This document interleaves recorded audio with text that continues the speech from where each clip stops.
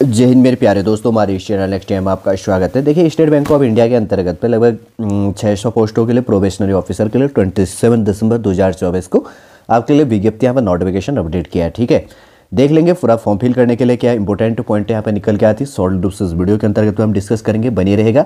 यदि आप नए हैं, यदि आपके द्वारा हमारे इस चैनल नेक्स्ट टाइम को सब्सक्राइब नहीं किया तो सब्सक्राइब कीजिए, बेल आइकन को प्रेस कीजिए, ताकि जो भी कंटेंट, जो भी इन्फॉर्मेशन हमारे द्वारा आपके लिए प्रोवाइड किया जाता है तो उसका नोटिफिकेशन आपके पास समय पर अवेलेबल हो जाएगा।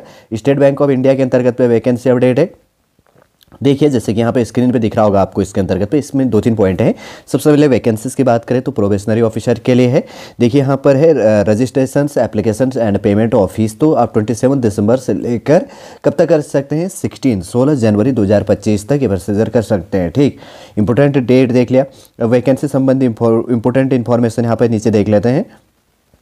देखिए, जैसे कि यहाँ पर है, सबसे पहले बात करेंगे तो यहाँ पे कैटेगरी वाइज वैकेंसी जो अपडेट है। रेगुलर वैकेंसीज है शेड्यूल कास्ट के लिए 87 और शेड्यूल ट्राइब के लिए 43 और रेगुलर वैकेंसी के अंतर्गत पे ओबीसी के अंतर्गत पे 158 और ईडब्ल्यूएस के लिए 58 और अनरिजर्व के लिए 240। टोटल कितनी इसमें 586 पोस्ट और बैकलॉग के अंतर्गत पे शेड्यूल ट्राइब के लिए 14, टोटल 14 है यहाँ पर। और टोटल वैकेंसीज की बात करेंगे तो शेड्यूल कास्ट के लिए 87, शेड्यूल ट्राइब के लिए 57, ओबीसी के लिए 158 और ईडब्ल्यूएस के लिए 58 और उसके बाद में अनरिजर्व के लिए 240 और टोटल 600 पोस्ट है यहाँ पर हो गया। पीडब्ल्यूबीडी का मतलब है फिजिकल विद बेंचमार्क डिसेबिलिटीज के लिए वैकेंसी जो अपडेट है। वीआई कैटेगरी के अंतर्गत पे जो यहाँ पर है, अभी इसका देखिए विजुअली इम्पेयर्ड जिसको कहा जाता है, विजुअल जिसको विजन संबंधी, जो विजुअल संबंधी, जो दृष्टि संबंधी जो इशू होता है तो इस कैटेगरी के अंतर्गत पे आता है। और उसके बाद की बात करेंगे तो ये विजुअल इम्पेयर्ड जिसको कहा गया, इसके अंतर्गत पे यहाँ पर 6 पोस्ट है। और एचआई कैटेगरी की बात करेंगे तो ये रेगुलर वैकेंसी के अंतर्गत पे एचआई का मतलब हो गया हियरिंग इम्पेयर्ड, मतलब हियरिंग सुनने की जो इश्यू संबंधी होता है तो 6 पोस्ट है। एलडी का है यहाँ पे लोकोमोटर्स डिसेबिलिटीज़ की यहाँ पर हो जाता है। तो यहाँ पर कितनी 6 पोस्ट है। डी एंड ई के अंतर्गत पे 6 पोस्ट यहाँ पर दिया गया रेगुलर वैकेंसीज। बैकलॉग वैकेंसी के अंतर्गत पे वीआई पे 4 पोस्ट है, एसआई के अंतर्गत पे 20 और एलडी में कोई वैकेंसी नहीं है और डी एंड ई के अंतर्गत पे 20 पोस्ट है। तो वीआई के लिए टोटल 10 पोस्ट है, एसआई के लिए 26 है टोटल, एलडी के लिए 6 और उसके बाद में डी एंड ई के लिए 26 पोस्ट यहाँ पर हो जाती है।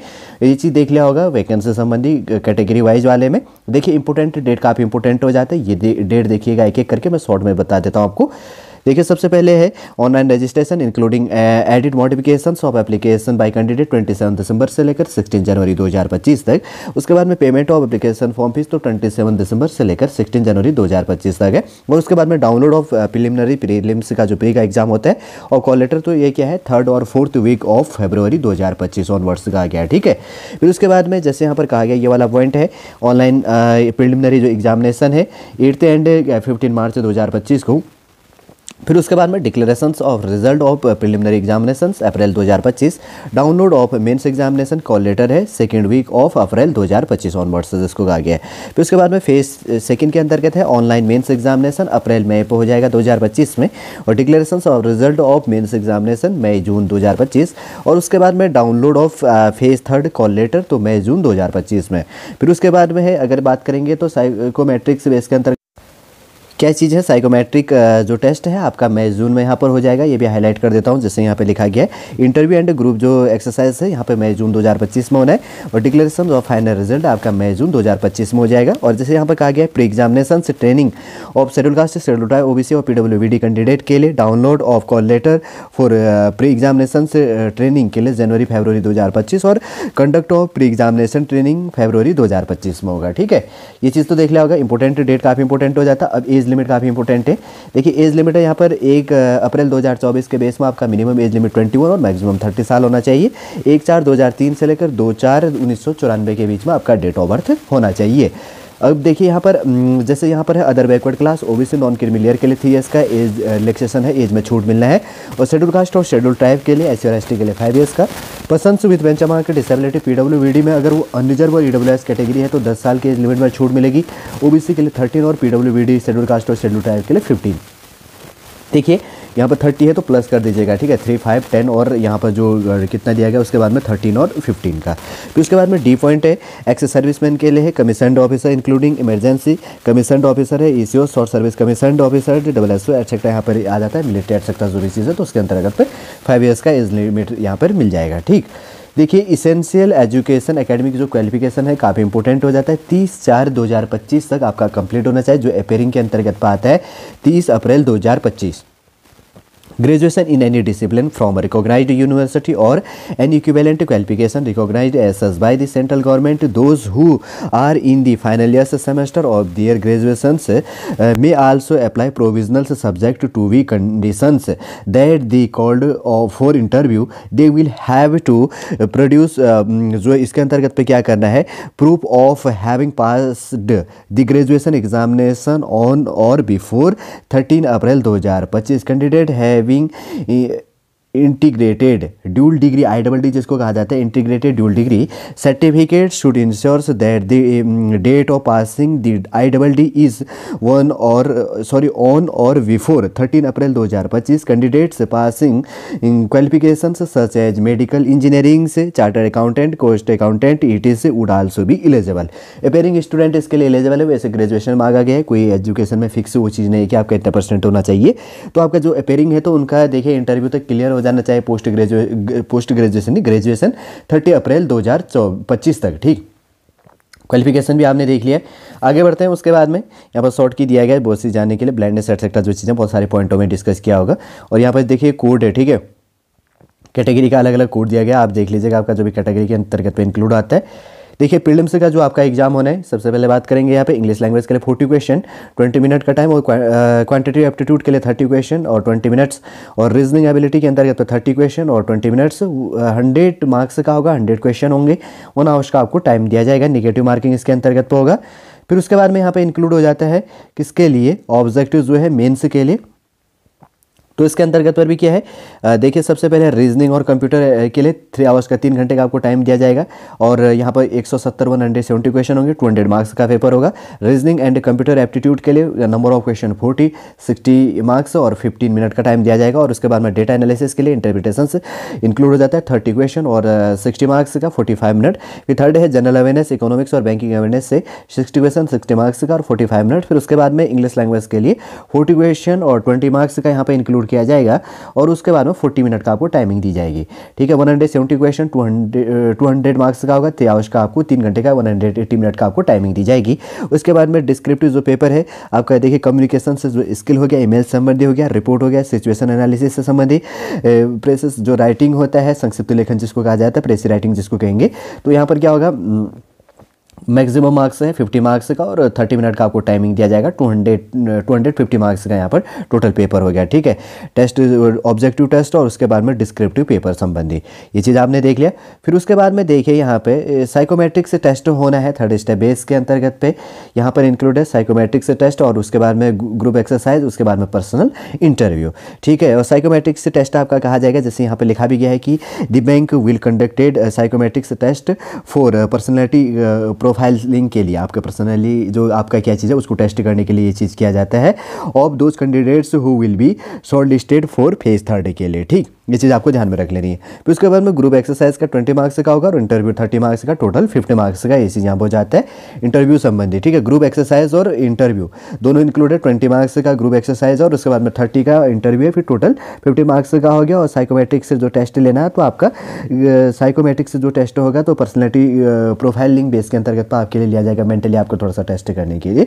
वैसे तो ग्रुप टेस्टिंग और इंटरव्यू से आपका इंक्लूड हो जाता है। ठीक, देखिए मैक्सिमम मार्क्स है मेंस के लिए 250, और उसके बाद में ग्रुप एक्सरसाइजिंग और इंटरव्यू है 50 मार्क्स का, टोटल 300 मार्क्स का हो गया। उसके बाद में नॉर्मलाइज्ड मार्क्स की बात करेंगे तो मेन एग्जाम 75, और उसके बाद में ग्रुप एक्सरसाइज और इंटरव्यू 25 मार्क्स का, 100 मार्क्स का, ये चीज़ भी यहाँ पे इंक्लूड हो जाता है। ठीक, ध्यान रखना है इसमें, ये काफ़ी इंपॉर्टेंट चीज़ें हैं। और देखिए अनरिजर्व और EWS के लिए 4 ईयर्स का आपको क्या मिलनी है, यहाँ पे एज रिलैक्सेशन मिलना है, नहीं यहाँ पर क्या है, अनरिजर्व और EWS कैटेगरी के लिए 4 चांस मिलेंगे यहाँ पे, जैसे यहाँ पे लिखा गया है। और उसके बाद में अनरिजर्व PWD और EWS PWD और OBC और OBC PW के लिए 7 ईयर्स का, और शेड्यूल कास्ट से schedule type PWD ST ST और PWD बेस के अंतर्गत तो जाएगा, तो नो रेस्ट्रिक्टेड, यहाँ पर कोई मतलब उसमें लिमिट नहीं है इसके अंतर्गत। और कैटेगरी के लिए 4 और 7 है, ये चीज़ देख लिया होगा आपने। अप्लाई कब से कब कर सकते हैं, ये चीज़ आपने इसके अंतर्गत पे इंक्लूड कर लिया। एक फॉर्म फीस है, ठीक है, फॉर्म फीस यहाँ पे लिखा हुआ है, ये चीज़ भी छूटना नहीं चाहिए। देखिए जैसे कि आपके लिए कहा गया है कि एप्लीकेशन फॉर्म फीस है 750 अनरिजर्व ईडब्ल्यूएस ओबीसी कैंडिडेट के लिए और schedule caste schedule tribe PWBD के लिए कोई फॉर्म फीस आपको पे नहीं करनी है। ये काफ़ी इंपॉर्टेंट हो जाता है आपके जानने के लिए। अब देखिए आपका जो देखिए स्टेट है, स्टेट के अंतर्गत पे जो भी आपका नियरेस्ट सिटी है उसका एग्जाम सेंटर दिया गया, प्रीलिम्स और मेंस का कहाँ होगा। देखिए इस पॉइंट के अंतर्गत पे प्रीलिम्स का और मेंस का मैं सारा प्रोवाइड करूंगा, तो वीडियो बहुत सारा लेंथी हो जाएगा यहाँ पे। आप यहाँ पे देख लीजिएगा, ठीक है, थोड़ा सा लगभग 35 सेंटर में बनाई गई है। इंपॉर्टेंट चीज़ें स्टेट और यूटी को इंक्लूड करके, ठीक है। जैसे यहाँ पर बात करेंगे तो अपना अंडमान निकोबार के अंतर्गत प्री का एग्जाम कहाँ होगा, उसका मेन्स का कहाँ पर होगा। देखिए मैं आपको थोड़ा सा ये कर देता हूँ, पॉज करके आप इसका स्क्रीन शॉट ले लो, देख लो आपका जो भी स्टेट है जहाँ पर भी रह के आप स्टडी कर रहे हैं, प्रिपरेशन कर रहे हैं, ठीक है। जैसे उत्तराखंड का देहरादून, हल्द्वानी और रुड़की में प्रीलिम्स का एग्जाम होना और देहरादून में इसका मेंस का एग्जाम होगा। वैसे देखिए यहाँ पर ये वाला मेंस का है, ठीक है, ये वाला चार्ट जो है, और ये प्रीलिम्स का है, ये स्टेट का दिया गया है। लगभग 35 का और स्टेट और यूटी का सारा इंक्लूड किया गया है। वैसे तो शॉर्ट रूप से समझ गए होंगे, इंपॉर्टेंट पॉइंट है क्या चीज़ रिलेट करी गई है। देखिए स्टेट बैंक ऑफ इंडिया के अंतर्गत 600 पोस्टों के लिए वैकेंसीज अपडेट किया गया है। प्रोबेशनरी ऑफिसर के लिए 27 दिसंबर 2024 से लेकर 16 जनवरी 2025 तक क्या क्या चीज़ हमने अपडेट करी, शॉर्ट में देख लेते हैं। सबसे पहले हमने बात किया था इसके अंतर्गत पे कि कितनी वैकेंसियाँ अपडेट है सारी कैटेगरी बेस में। फिर उसके बाद में इंपॉर्टेंट डेट प्रीलिम्स से मेन से इंटरव्यू और उसके बाद में क्या चीज़ें होंगी वो चीज़ें हमने देख लिया था। और उसके बाद में एज लिमिट को देखा था और उसके बाद में एज रिलैक्सेशन किस कैटेगरी को कितना एज में छूट मिलेगा। और उसके बाद में इसेंशियल एकेडमिक जो क्वालिफिकेशन है 30 अप्रैल 2025 के बेस में मिनिमम और मैक्सिमम क्या चीज़ होनी चाहिए। और उसके बाद में यहाँ पर हमने आगे क्या बात किया था, इंपॉर्टेंट पॉइंट है। देखिए कैटेगरी वाइज किस कैटेगरी का क्या कोड है, जो आपका शेड्यूल कास्ट शेड्यूल ट्राइब या ओबीसी ईडब्ल्यूएस और पीडब्ल्यूबीडी के लिए जो है कोड। फिर उसके बाद में प्रीलिम्स के अंतर्गत पे कितने पार्टों के अंतर से क्वेश्चन पूछा जाएगा, किस टॉपिक से पूछा जाएगा, किस सब्जेक्ट से पूछा जाएगा। फिर उसके बाद में मेन्स एग्जामिनेशन। फिर उसके बाद में हमने आगे देखा उसके बाद में साइकोमेट्रिक्स टेस्ट होना, ग्रुप और एक्सरसाइज। और उसके बाद में पर्सनैलिटी इंटरव्यू कितने मार्क्स का होता है, क्या चीज़ होता है या। और उसके बाद में मैक्सिमम नॉर्मलाइज्ड जो मार्क्स है उसके अंतर्गत पे देखा है। और उसके बाद में हमने फॉर्म फीस देखा कि क्या चीज़ें होती हैं।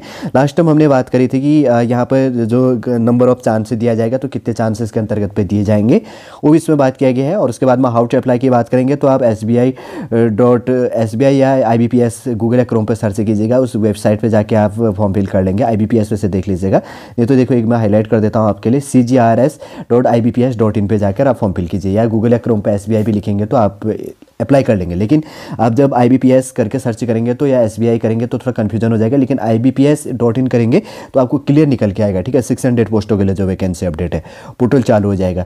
इंपॉर्टेंट पॉइंट जो भी थी सारी की सारी मैंने इस वीडियो के अंतर्गत में रिलेट किया। फिर फॉर्म फीस भी क्या था वो चीज़ भी रिलेट किया और सॉलिड रूप से सारे के सारे पॉइंटों को समझाने की कोशिश की है। या आने वाले समय में अगर आप प्रिपरेशन करेंगे तो इसका क्या चीज़ें हैं, कैसे सिलेबस होता है, कैसे फॉर्म फिल करना होता है, बहुत से पॉइंट आपके जानने के लिए यहाँ पर निकल के आई होंगी और आप समझ भी गए होंगे जो आने वाले समय के लिए प्रिपरेशन करेंगे, जो भी फॉर्म फिल करेंगे, सेल्फ भी फॉर्म फिल करेंगे, ठीक है। सारी की सारी पॉइंट मैंने इस वीडियो के अंतर्गत पर रिलेट की है, आपको कमेंट करके पूछने की भी आवश्यकता नहीं पड़ेगी।